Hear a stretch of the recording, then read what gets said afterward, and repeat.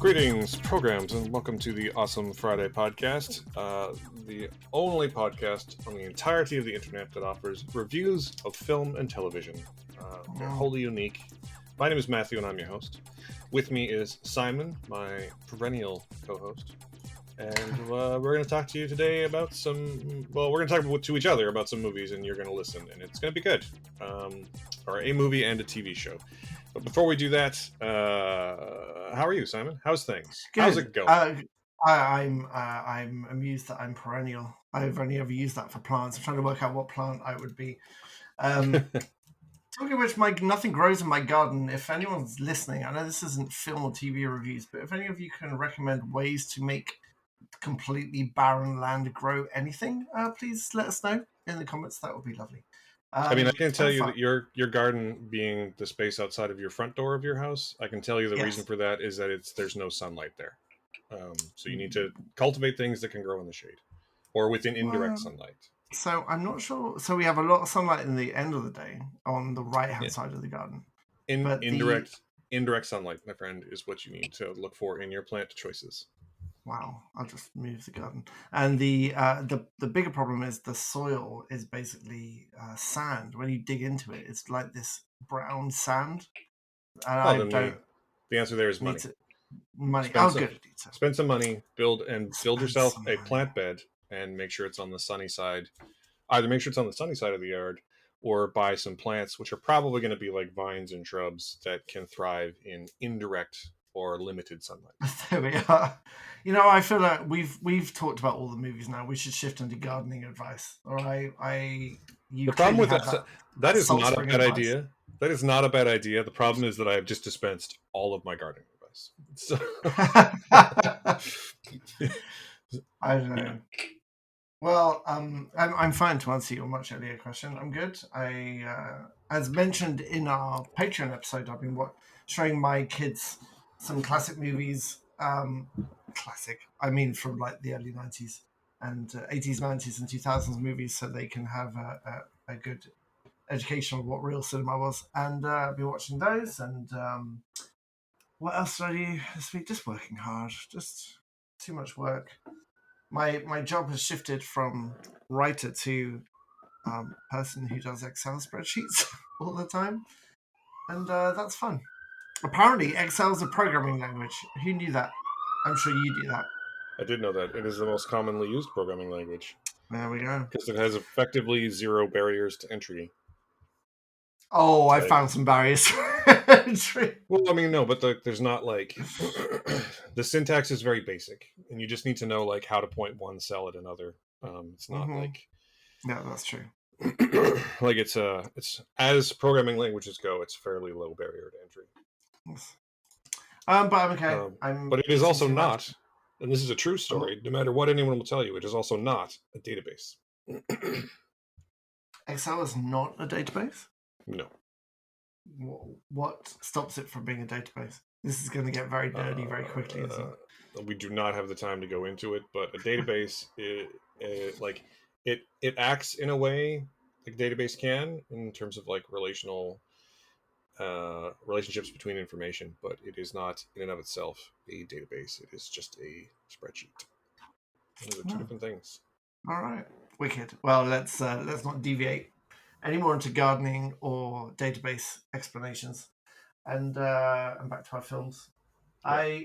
But no, yes, it's been a week of watching some good films. I still haven't seen Civil War. I'm probably going to catch Civil War when it comes out on demand. So I mean, I hope so. I hope if you were going to go see a film in cinemas, actually, I don't know what I recommend. There's so much coming out right now, but I would recommend seeing it on a big screen if you could find the time. Yeah, that's the thing, isn't it? But hey, how about you? What have you been up to this week? Not much. Just working, watching Fallout, which is one of the two things we're going to talk about this week. Have you started the Guardians of the Galaxy game yet? That's my question for you. So, no.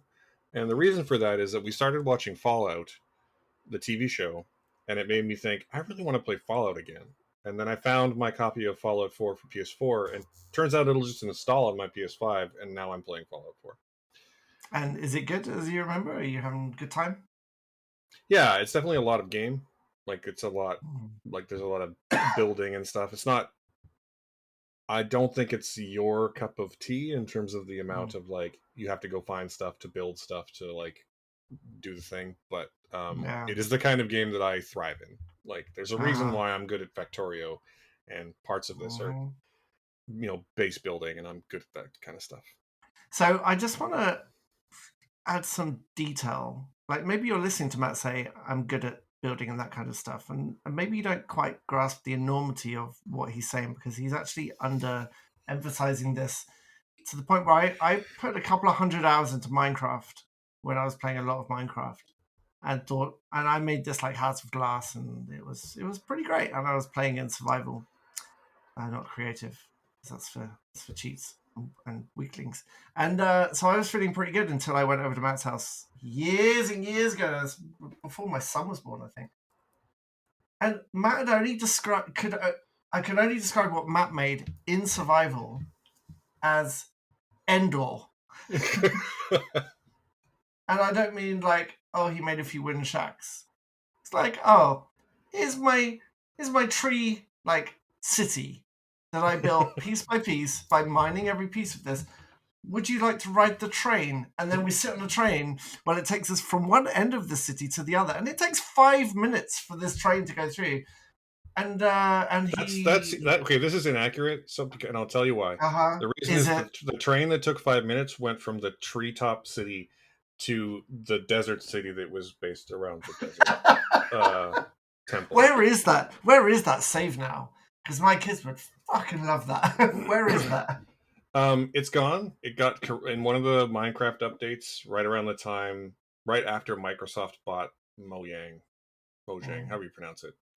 The save file got corrupted, and like a big cliff went like right through the middle of the base. Like it loaded, but like it was destroyed. Like one of the chunks rendered like 20 blocks higher for some reason. Like it was really weird. Rome all over again. Yeah. Well, so when Matt says he's good at base building, like he's better than anyone you know at it. Or maybe it was basically this is a very niche reference that I don't think Simon will get, but it was basically the Minecraft version of the Doom of Valeria. So do with that information.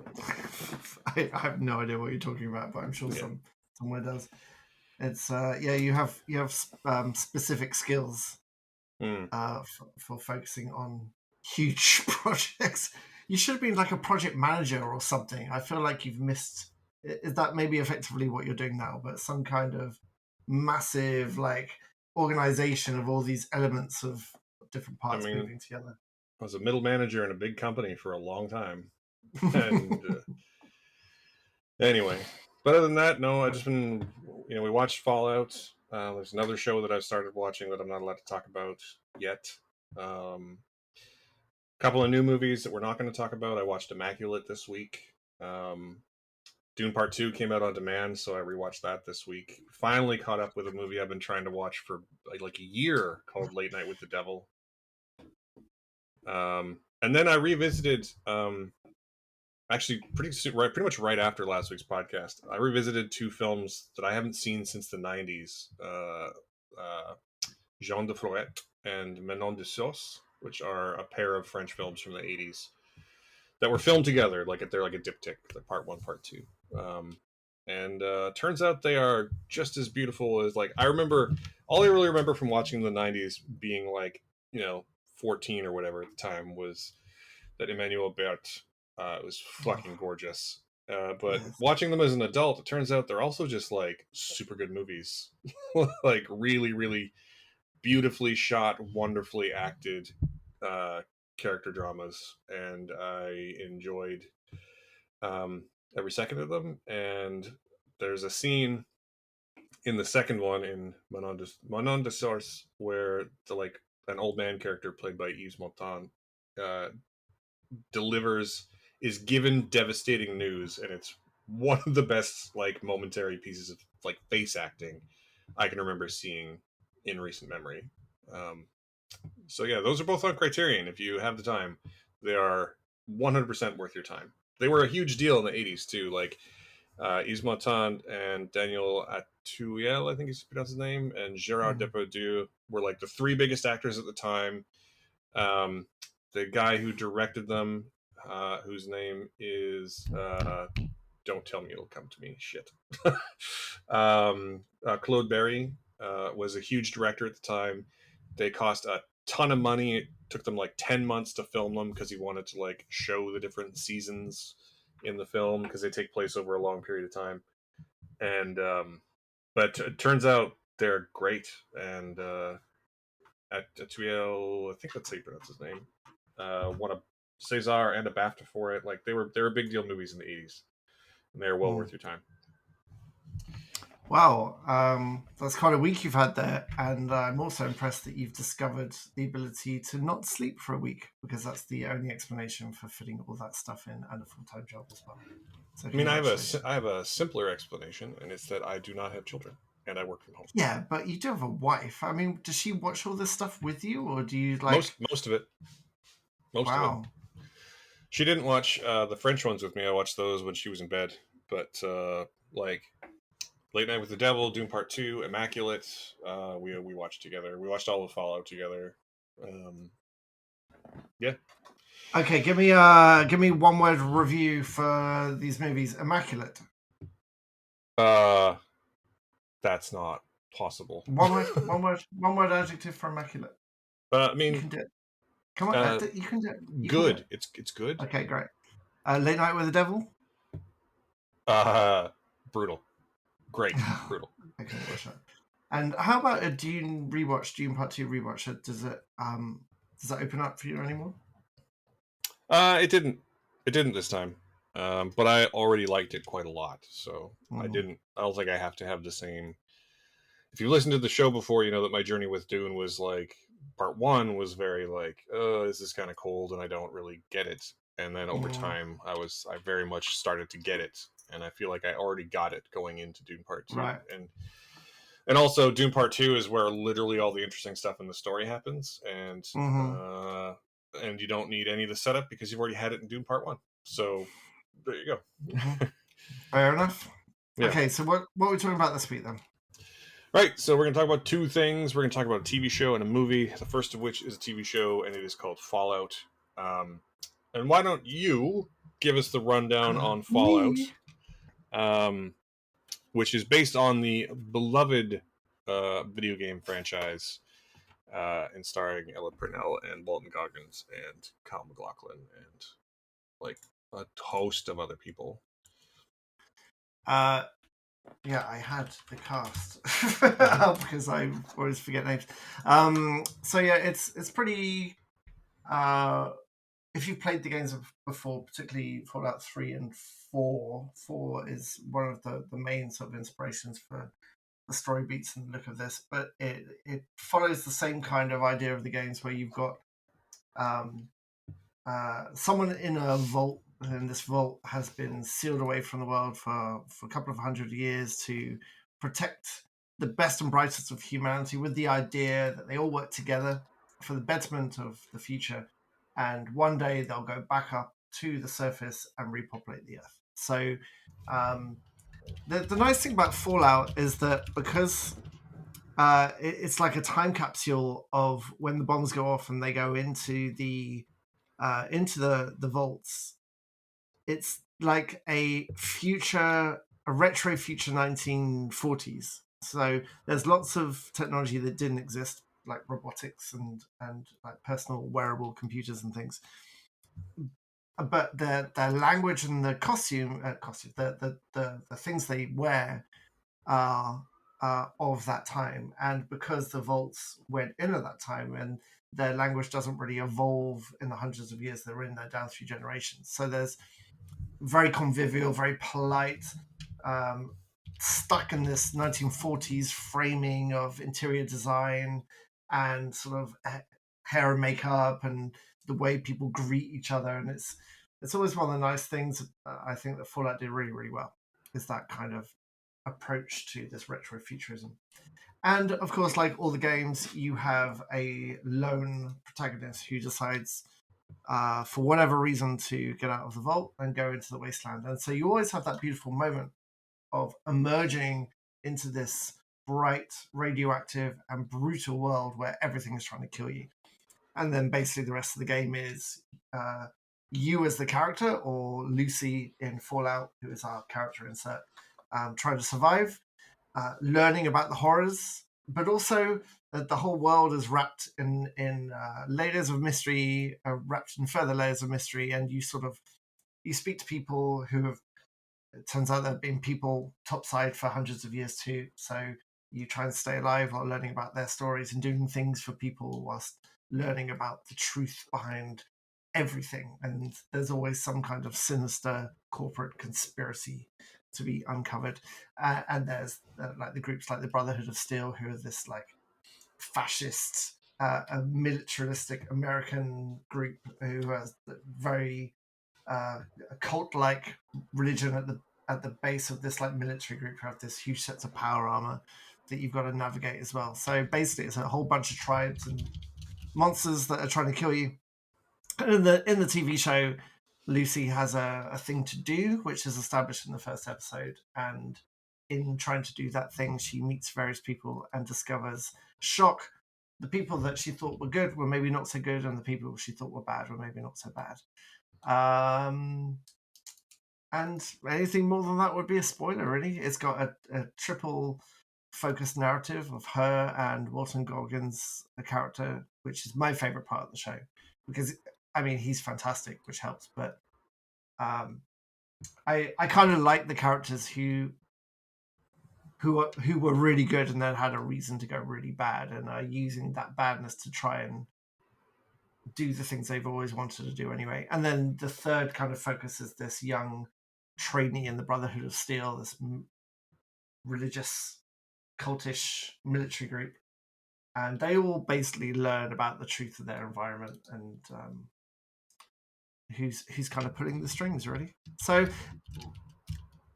it's if you've seen Westworld season 1, it's basically the same story beats as Westworld season 1, but the design of the show is fantastic. A lot of that is because the design of the games was so visually distinct, and I really hope whoever designed way back the first Fallout, because it was there right in that first isometric game, that design language was there, and I hope whoever was involved in that design got some kind of financial credit for this show, because it really leans on it, and it does it really, really well. Like, it's the production design is very, very high.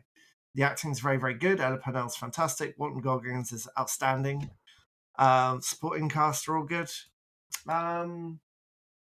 But just very familiar. And I just thought it was fine. I'm interested to hear your take, actually. What do you think? It's actually not that far off, really. So, I've been struggling thinking about this because I even look back, I log what I watched TV-wise on Serialized, and I did actually really like a lot of the episodes. A couple of them are just, one of them in particular, I was like, well, do I want to keep watching this? But for me, it's not so much that the story beats are familiar, it's that, maybe it is, I don't know, it's just that, like, the structure of it is so familiar at this point that, like, all does the same sort of thing that all the prestige shows do, which has been happening basically since Lost, which is that every episode asks a question and not every episode answers a question. And I think what it really boils down to is you have to sort of accept that. I think why I liked it as much as I did, I should say, is that the main character of the Fallout franchise is the Wasteland. Right? Not the characters, but the wasteland itself. The end result of hyper-capitalism is sort of the main thing you play Fallout for, almost. And I think they've done a really, really, really, really great job of capturing not just the aesthetics, but the whole vibe of the wasteland and what the end of hypercapitalism would look like. And again, that like 1940s retro future aesthetic, like I find it fascinating that like in the alternate universe that Fallout takes place in, and to be clear, I think it's really cool that the show takes place in the same universe as all of the games. Like it's one big canon universe, and like Fallout 4 takes place in the 2277, like 200 years after the bombs drop. And Fallout, the series, takes place in 2297 to 98, if memory serves. No, 96 and 97. And I find that really fascinating, and I find it all very, like, it's interesting that it can all just flow together, and the reason it can do that is because the setting is the main character, right? Like, the setting is the main thing. So one of the greatest advantages this show has over other things that have been adapted from video games is they're not trying to adapt a story. They're just trying to set a story in the world. In that way, I feel like it has been very, very, very successful. And I find it fascinating that in the alternate history of Fallout, like, it's super interesting that like America dropped a bomb and then nuclear power became like the default energy generation method. And they developed things like gene splicing, but not like microprocessors. Like everything is vacuum tubes and analog electronics, and I find it all very fascinating. And to be clear, they definitely have circuitry as well, but like there's vacuum tubes all over the place, and I dig that. I think my biggest problem with the show is that I found the finale, which I'm not going to spoil, but I found the finale to be kind of disappointing. And not that it was poorly acted, but it was too many new questions for next season and not enough answers from this one. I wish it was a little more self-contained. Basically, I wish that I feel like some of the answers to some of the questions were kind of unsatisfying, and some of them you could just see coming from a mile away. So I think your mention of it being just a little too familiar is probably pretty nail on the head, really. And not just to. I mean, this was made by Jonathan Nolan and Lisa Joy, who very successfully made Westworld. Um, but it's not just Westworld. It's sort of the prestige TV formula, and it's probably one of the best adapted video game type shows to date. But it also just doesn't really do anything all that new. And I know that's kind of a big ask, but I kind of just wish it was a little bit less standard. And in particular, I feel like it needed to be funnier. Like, because at its core, Fallout is a satire, and the humor in the games is black as hell. And I feel like the show definitely has moments of it where funny shit happens, and stuff you laugh at, and you're like, "Oh God, I can't believe I laughed at that."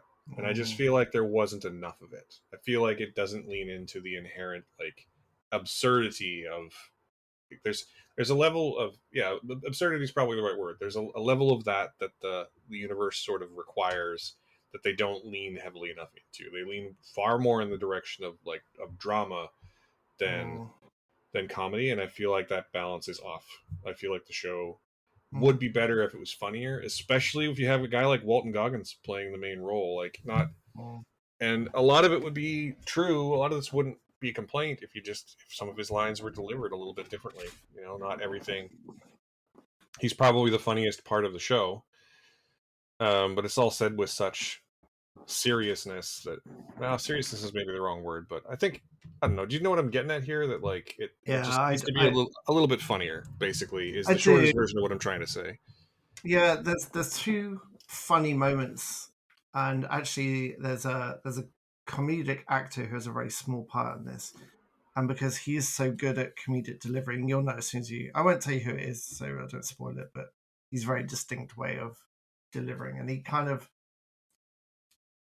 doesn't really fit in to the tone of everything around him, because he's doing his best to kind of be a little bit irreverent, and I think the whole tone of the show could have taken that lead a bit more. In the final episode, which I agree is not a satisfying conclusion, it's just an exposition dump of things that you probably were guessing, and then a ton of new things. It's that you're absolutely right. It's that lost structure. It's that, and by connection with almost the same exact characters finding out it's the Westworld structure too. But there's one very funny moment in the finale with let's say a autonomous vehicle going the wrong way that made me laugh. Was the only time I laughed out loud in the whole 8 hours of the show. The first time I laughed out loud, I was like, oh, that would have been nice to have a bit more of that, because there's so much, as the games show you, there's so much potential for humor in Fallout, and there is a lot of humor in Fallout. And yeah,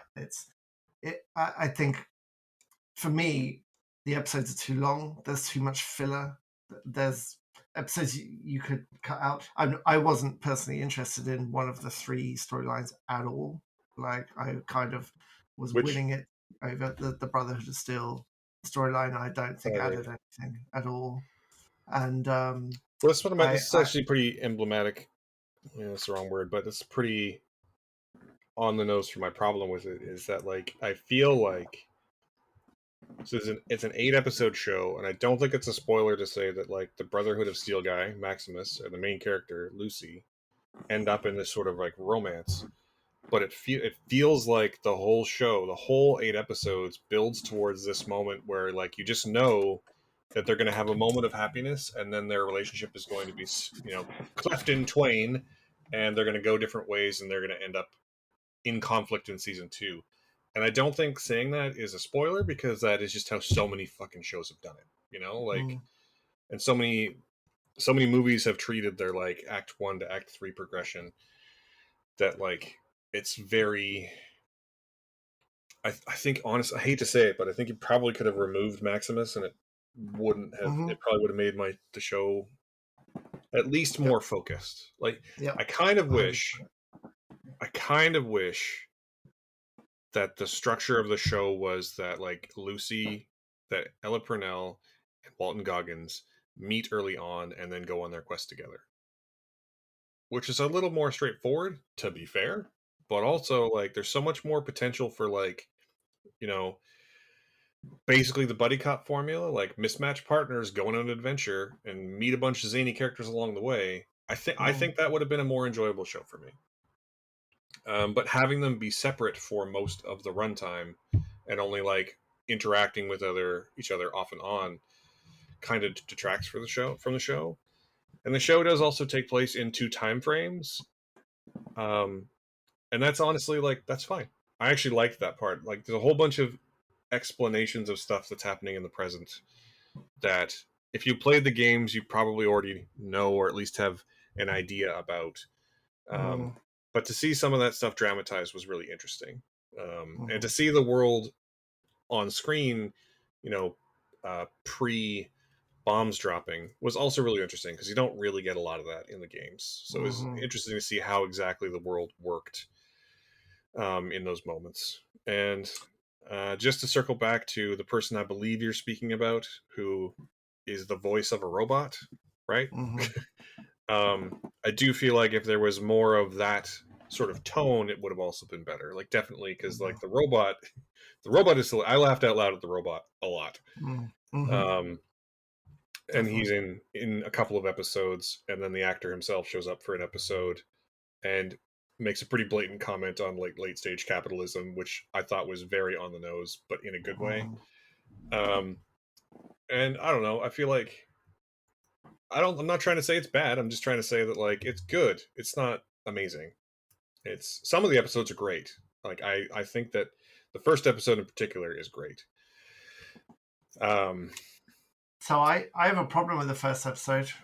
There's one thing that I think it did completely wrong in terms of trying to capture the game, and I've been really curious to hear whether you agree or not as I watch the whole thing. No, hit me with it. So we got 3 split storylines. You got Lucy's, you got Maximus's, and you've got Coop's. So you've got the roaming man with a gun. You've got the Brotherhood of Steel guy learning about Brotherhood of Steel, and you've got Lucy in the vault. And so the first chunk of the episode starts with Lucy in the vault. And one of my absolute favorite parts of every single Fallout game I've played is because you always start in the vault and you start in the safety of the vault. It's that moment when you choose or are forced to go outside and the gate opens and you walk into that space, that wasteland character for the first time is fundamental to Fallout to me. And in the first episode, because they were doing 3 storylines, they cut to Maximus in the wasteland, in the Brotherhood of Steel, before Lucy had left the vault. And that really was, I think they got that completely wrong, because that Lucy, the vault dweller emerging from the vault into, that hero goes into the unknown and steps beyond the boundary. That's a really important part of Fallout to me. And by seeing the outside with Maximus' story before we see it through Lucy's eyes, I thought really diluted it. I mean, this sort of goes back to what I was saying earlier, that like I think if it had been the Lucy show, the Lucy and Walton and Cooper show, I think it might have been a better show. Because you just you spend the first episode or 2/3 of an episode building up towards Lucy having to leave, and then Lucy leaving. Like maybe the first episode ends with her entering the wasteland. And I feel like the split structure, and it's interesting because again, I don't actually really feel this way about the flashbacks to the pre-war stuff. But having the split structure, I think, does detract from it a little bit. It loses a focus that I feel might have been beneficial. Yeah, absolutely. But it's also hard. Like I say this, but also the guy who plays Maximus, I thought was actually pretty great. I can't remember his name off the top of my head. Aaron Clifton Moten. Yeah, I think he's great. I think he's really, really good. He does really interesting things with that sort of like, and in a very complimentary way to like both he and Lucy have grown up in different cults, and their reactions to the way the world works and to each other are very interesting and complimentary, and I think actually really well performed. Like none of this is anyone who's acting in the show's fault at all. No. And I will say that I did appreciate there's also basically a fourth storyline where Lucy's brother back in the vault is like figuring out the vault, and all of that comes to a head at the same time as like realizations happen in the surface as well. And I thought that was actually really well executed as well. And Moses Arias, I thought was really, really, really good as the smart one in the vault, and the sort of shrewd one in the vault might be a better word for it. So it's. I know it sounds like I'm just complaining about the show, but it's just like so close to great. You know what I mean? Like it's frustratingly close to great for me. And I liked a lot of the episodes a lot, but between the ones that I didn't and the unsatisfying conclusion, it's just good. It's good. It's good, not great. Is the shortest version of my review. It's good, not great. Yeah, I've seen that show before. Almost exactly the same characters learning exactly the same things from the same people, and I would have, like you, I would have liked to have seen it cut down by a third in terms of the storyline split, and just maybe try a lighter approach, different kind of structure than we've seen before. But it's got a second season, so it's clearly doing something right. Yeah, I mean, there's an irony there in that a show that is so pointedly commenting on late stage capitalism is being funded by Amazon. But also like that's both ironic, but also like I'm pretty sure Amazon will, as with Vault Tech, will monetize whatever they can. Like that's definitely a thing. It's also like this show is who's who of just like character actors showing up for like one scene. Yes. One of whom I was very disappointed to see, but all the rest of them, I was like, holy shit, that's Dale Dickey. Like, holy shit, that is Neil Huff. Holy shit, that's Chris Parnell.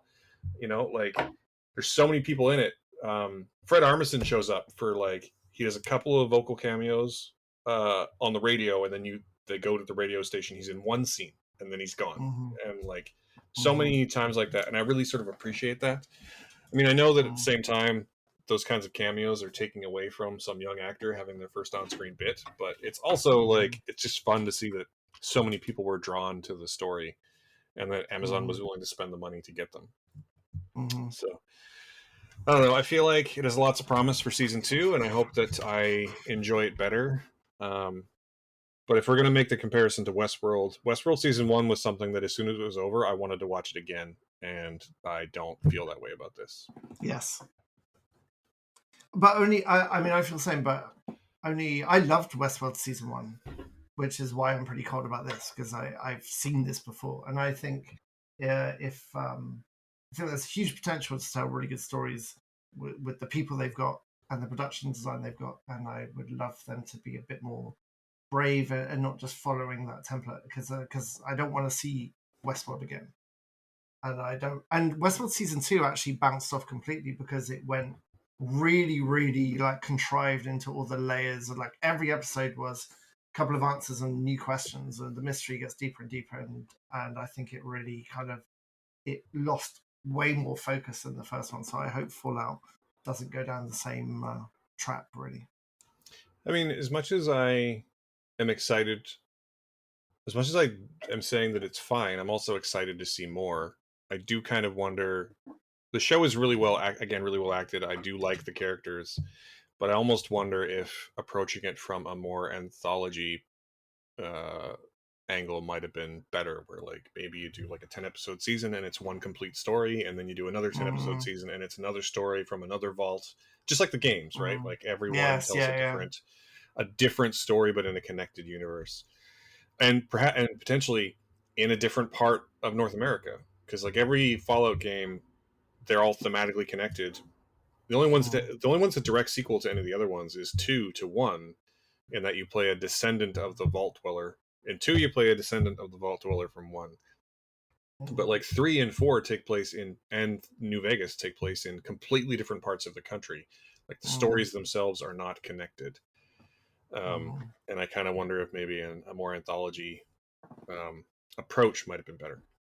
Maybe. So are you starring this as a season? What are you going to give it overall? I mean, I've seen all of it. I think it's just barely not a 4 for me. Like it's a 3. It's a 3 out of 5. And like I think I'm gonna put a caveat on that, in that I think that if the finale had been more satisfying, it would be a 4. Because I did generally, like, I'm just looking back at my logs, and like I rated more of the episodes. They're all 3 or 4, and more of them are 4 than 3. But I found the finale to be so out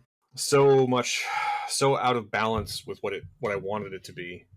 I don't know if it's fair to say what it needed to be, but what I needed it to be, that it kind of soured me on the whole season a little bit, which is disappointing. But again, it's still great. I mean, and if you watch it right now, you get to see it without ads because Amazon sucks. But I don't know. Where did you come down on this? I'm guessing. So I liked it less. Yeah, I liked it less than you. It's a 3-star, but it's just a 3-star. I thought the acting was great. Walton Goggins especially was fantastic. The production design is fantastic, and they use lots of real outdoor environments to capture. Lots of practical effects too. I am desperate to know, and I've tried to find, but it's so hard to Google anything about it. But I am desperate to know like what the percentage of practical to digital the power armor is in terms of effects. Yeah, because they clearly built power armor, right? Like they clearly built it.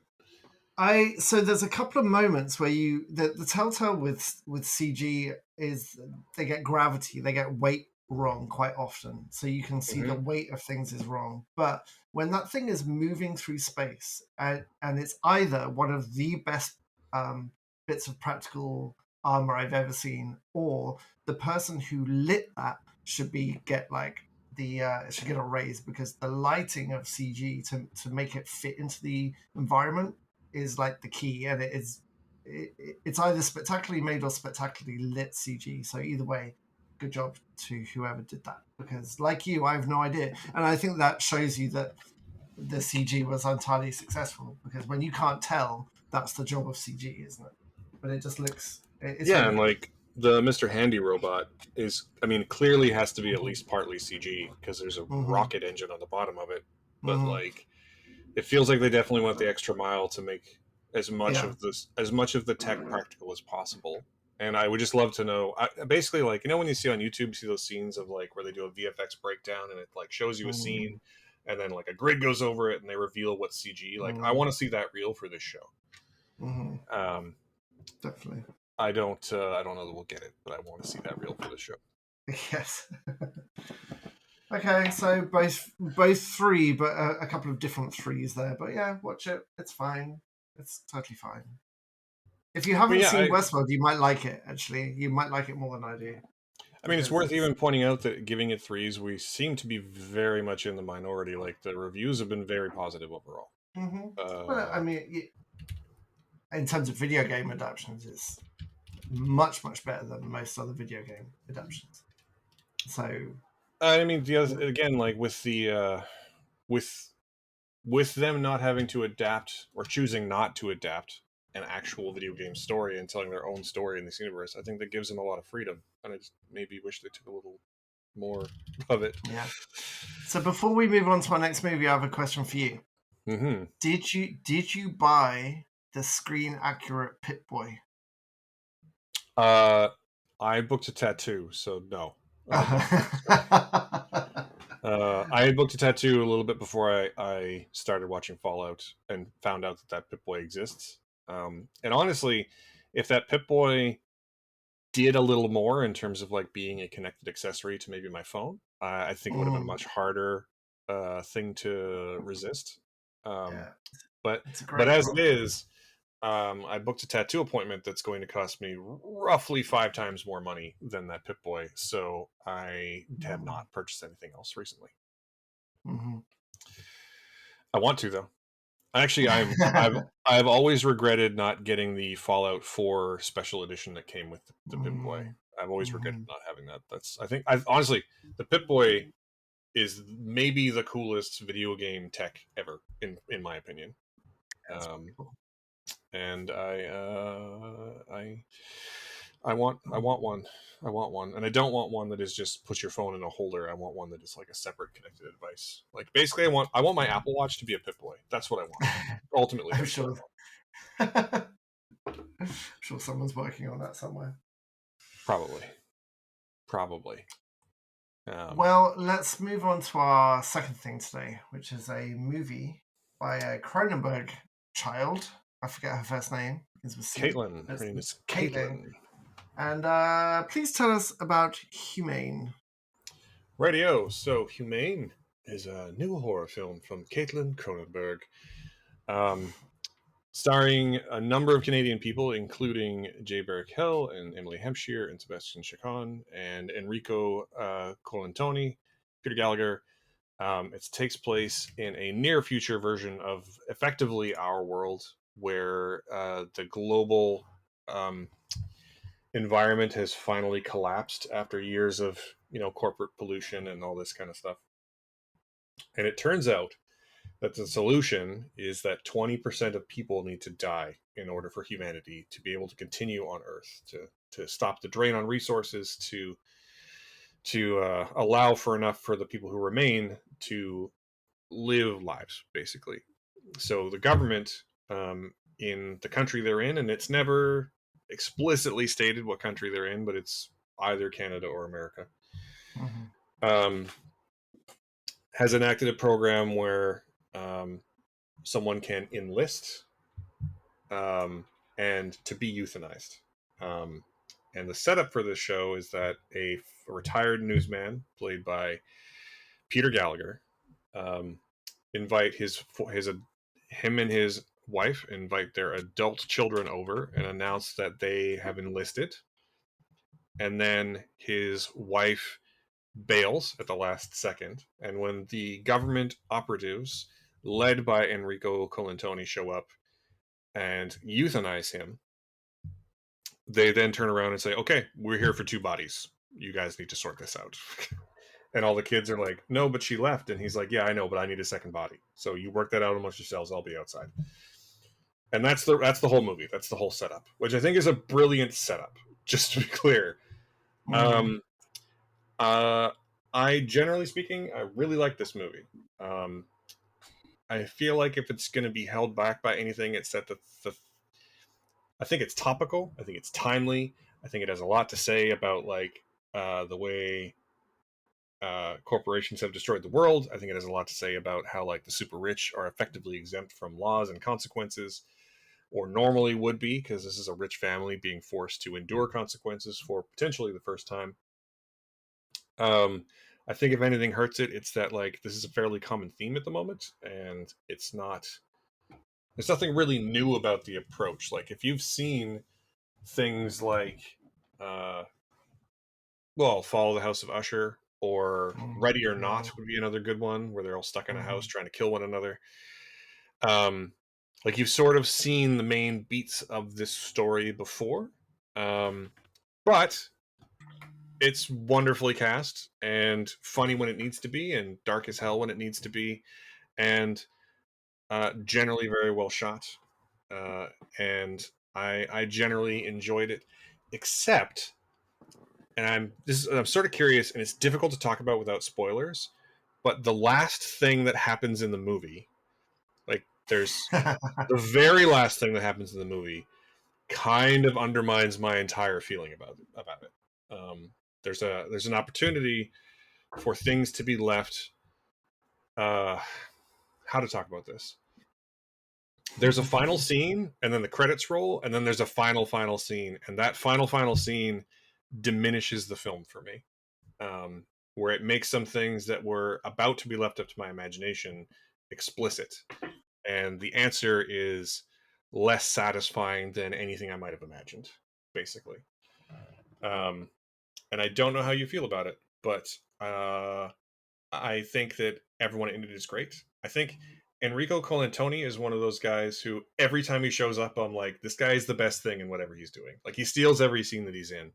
He's got this wonderful energy, especially in this movie, where he's like, okay, one of you needs to die. You know, like he's got a very upbeat demeanor about this dark as hell thing. He really understands the assignment. And I think that Jay Baruchel is continuing his streak, at least of things I've seen him in, of being actually a hell of an actor. Like he was great in Blackberry, and he's really good in this too. He's really, really good um, as the really entitled rich guy who's advocating for people to die whilst simultaneously being like, I'm not going to die, and no, neither is anyone in my family. Like we're like, I'm rich, we're exempt from this, right? Like is basically his whole character, and he does a really good job with honestly not that much beyond that. Um, and Yeah, I don't know. I liked it. I don't think I quite loved it because of the last thing, but I very generally liked it a lot. How did you feel about it? So I like quite similar to you actually. I thought the setup was really good. I do like, rich people having to face consequences for the first time is a great setup, and I really enjoy that. And House of Usher did it very, very well. It's very similar to the House of Usher in many ways. Um, I was really impressed with Jay Baruchel, Mm-hmm. Cal, whatever. For someone who I only really knew as a comedic actor before Blackberry, and then I saw him in Blackberry, thinking that it was a weird choice for a more straight film, and he was so good in Blackberry, and I think he's really good in this as well. So I'm really enjoying seeing someone who I thought only did like um, loose-limbed comedy stuff and squealy voice comedy stuff to have a real firm handle on playing an asshole as well. And I think I thought he was great. And the guy you were talking about, who I only knew from Flashpoint, Enrico Colantoni, and then I saw him in Station 11 Mm-hmm. and thought he was great in that. And this continues to be a bit of a wake-up call to me about how good he is. Do and yourself a how favor and remind yourself varied that he is. he is in Galaxy Quest, and he is amazing in I've it. just seen that as well. I had no idea that was him. Um, But and he's also, been like, tons. just shoot me and like tons of TV. He's the dad on Yeah. Veronica Mars. He's in So so I much never of that. saw. I'm a bad Canadian because I've never seen Veronica Mars. I've never seen iZombie, and so I'm sure he's great in those two. But he's really good in this, and he's got a nice progression of character because it turns out he's not really the government. He's a private contractor, basically a group of collectors who have to meet their quota. And again, there's a lot of capitalist comment in this. And he's going to make his quota. However, he makes his quota, he's going to make his quota. And I thought he was interesting. But the problem with establishing a setup like that is that you need to kind of have a slide as people slowly degenerate, right? And you've got to have the steps towards absolute carnage. And I don't think this film really got that right. It tends to jump around. It's a little bit messy in the middle and how people start reacting to each other and where allegiances are. And it didn't feel very satisfying to see people turn on each other so quickly um, without any kind of second or third thoughts about it. And then they kind of have a moment towards the end where they kind of all voice their regret of the situation, and it doesn't feel earned. I don't know. I just thought it was a bit messy, and you've got Enrico Colantoni's very threatening aura from outside, and he does a really interesting job of being so kind of well spoken and soft, but also extremely dangerous, especially around to the younger member of the cast who will stand out for me. Sorry, I don't have her name to hand, but the young girl, Serena Galungas. Anyway, younger. I think, yeah. She's one to watch. She's got great intensity. I have seen her in stuff, and I have no idea what it was, but she is really, really good. But I thought it was just a bit unsatisfying, and I'm with you. The ending, I think, tried to do what Death and the Maiden does, but where Death and the Maiden leaves still requires you to work out what happened. This movie explicitly tells you what happened at the end. It completely underlines exactly how the movie ended, and I think if it had ended before that last scene, in fact, there's a cutaway shot which I was convinced they were ending on that I thought was actually a really good, clever ending because it forces you to decide what's the end of this film. Like, which way did this film go? Yep. This film doesn't need you to do that because it tells you explicitly, like very quickly after that scene. Which, yeah, it does take away the satisfaction of it, and it doesn't have that.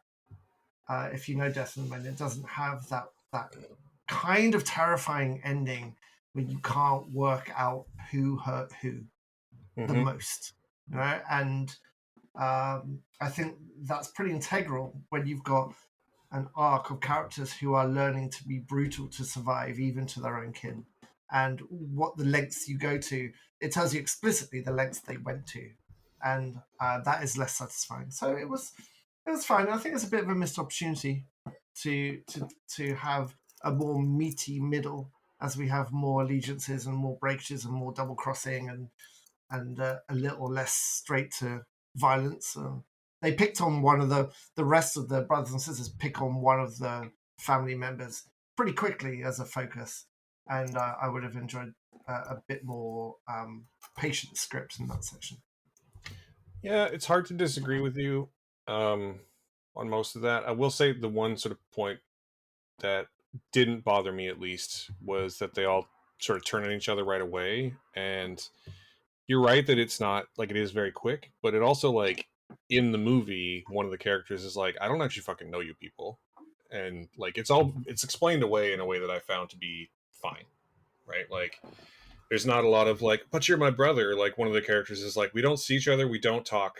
Like, I don't fucking care. Like you're not real people to me.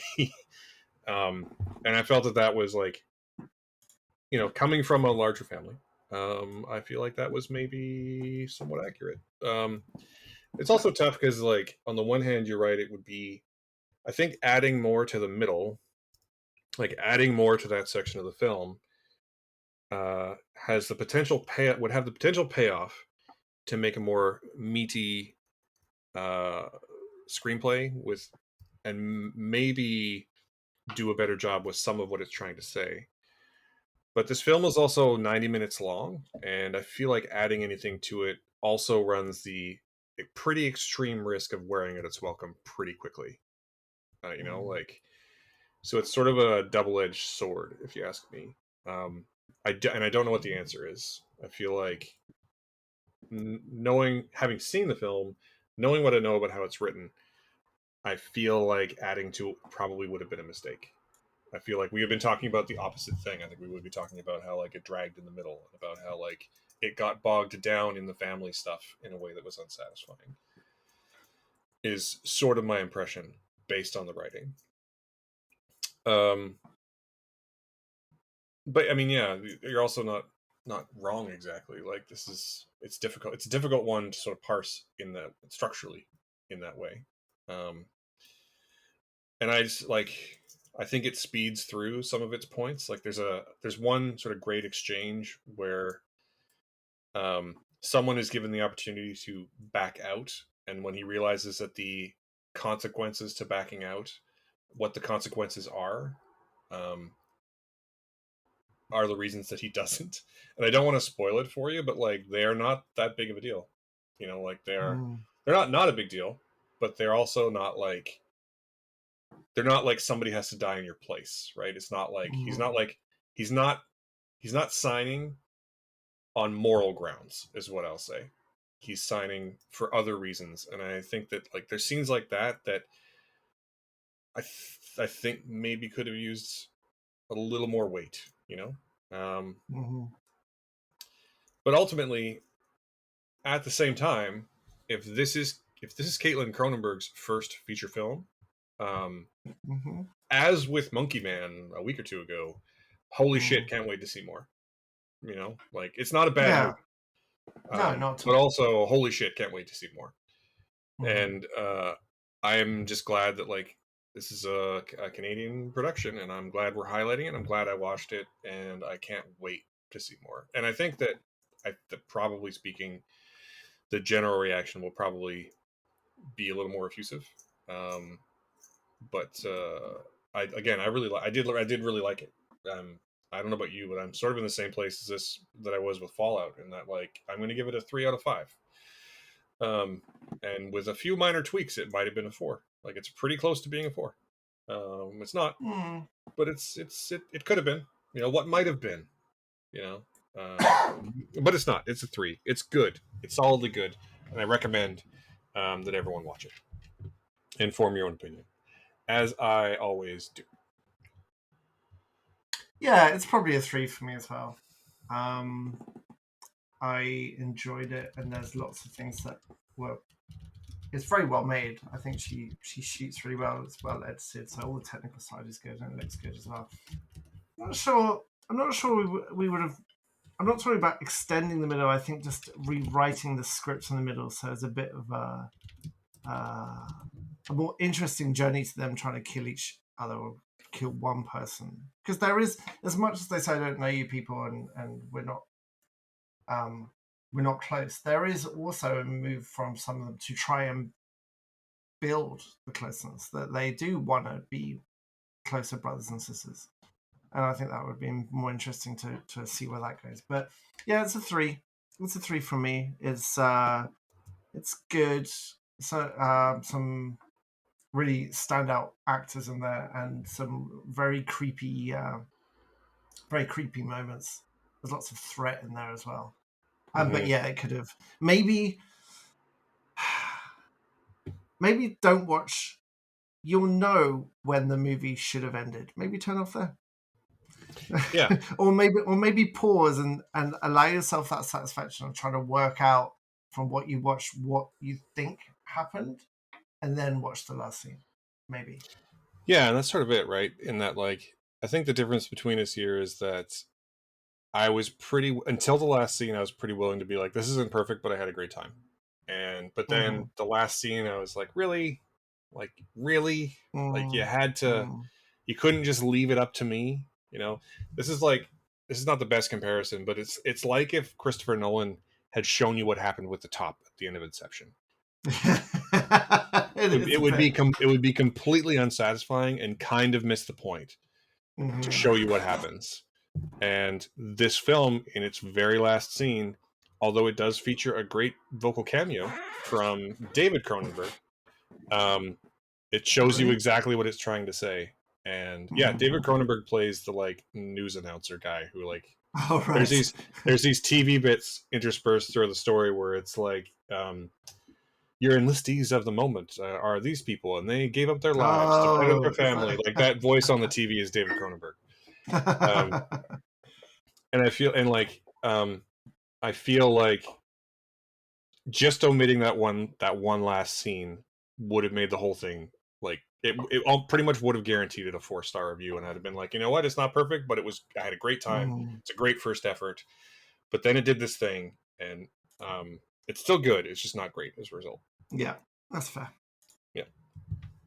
What's so I think I've got a big problem with Nepo Babies, but I think that aside, I thought this was really, really well made, and I'm excited to see what she comes up with next. I feel like she's got a distinct voice, at least.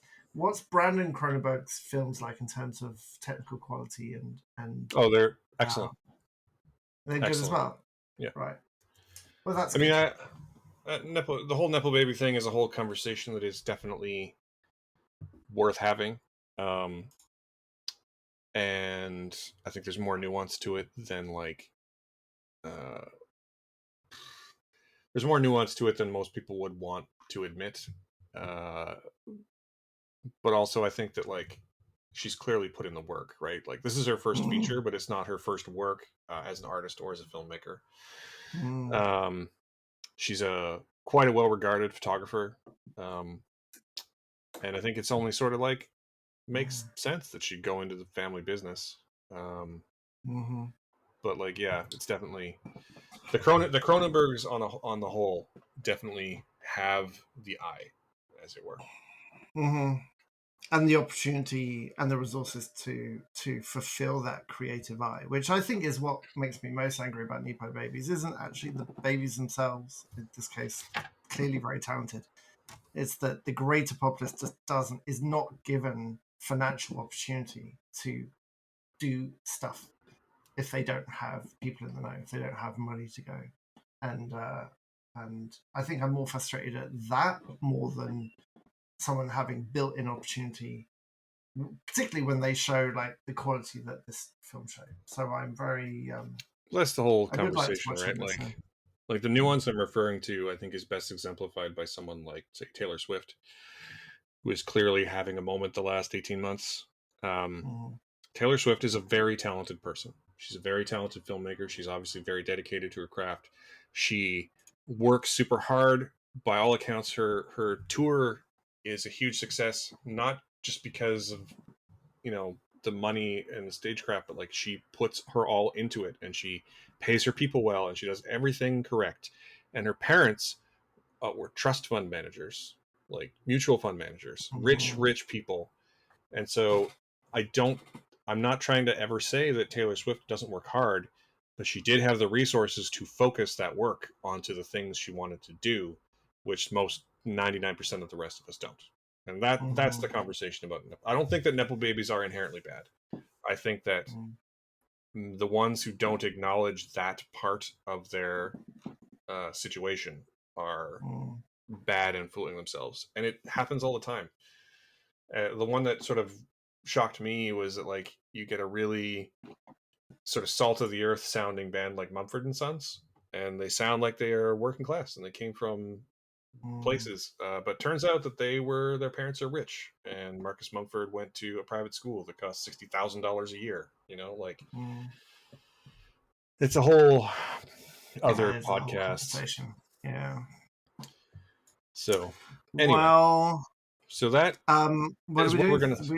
3 stars, right? 3 stars each? 3 stars each Right. for 2 different things. And I think that's where we're going to leave it for today before we go off on too much of a rant about Nepo babies. So if you got this far, thank you so much for listening. We appreciate each and every one of you. And if you've liked what you heard, please feel free to smash that like button or give us a 5-star review or subscribe on your podcasting platform of choice. If you'd like to support us a little more directly, although those are the things that are probably the most impactful, you can do one of 2 ways. One of which is you can head to the homepage for this episode, and there are links powered by Just Watch, that'll tell you where you can watch the stuff we talk about. And if you click on those links, we do get a small referral commission. Also, we have a Patreon and Ko-fi, and if you subscribe to our Patreon, you get a bonus episode every week. This week we talked about horny movies from the 80s. And also David Cronenberg's filmography, and it was very interesting. At least, if you'd like to interact with us more directly as well, we love that kind of thing. You can find me on the socials and Simon not on the socials, and the show on the socials. The easiest way to find all of that is just to head to our various homepages. It's awesomefriday.ca for the show, and temporarypen.com for Simon, and stretched.ca for me. And tell us what you thought about Fallout. Tell us what you thought about the family Cronenberg, and we'd love to hear it. Last but definitely not least, we are here in Vancouver, British Columbia, Canada. We're located on the unceded and ancestral territories of the Musqueam, Tsleil-Waututh, and Squamish nations. And we would like to thank you so much for joining us on this Awesome Friday.